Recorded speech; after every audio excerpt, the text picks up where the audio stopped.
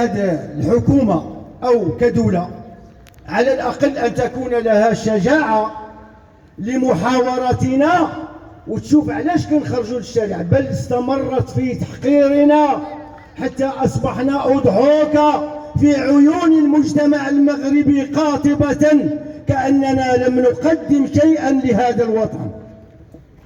حتى الدستور الذي جاء بالحقوق مقابل الواجبات.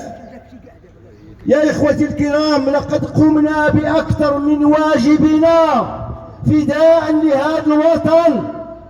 واش كان شي واجبات أكثر من الدفاع بالسلاح على الوطن؟ هل هناك واجب أكثر من الدفاع على الوطن بالسلاح؟ واحنا محاربين، أخلص مواطنين، كنا محاربين،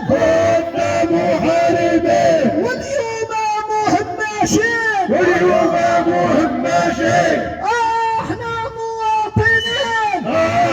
مواطنين، كنا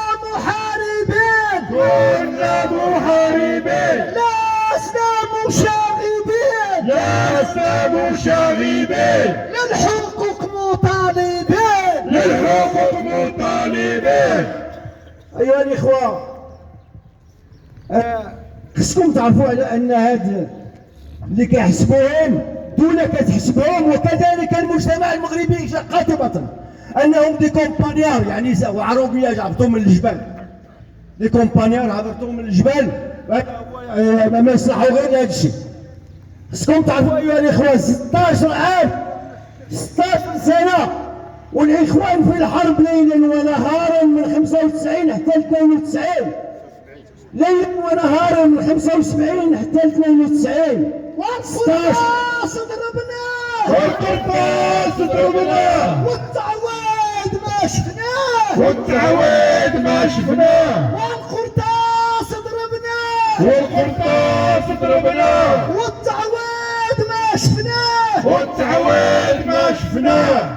وهذه الحرب كان في ظروف قاسية، انعدام وسائل العيش من أكل وماء.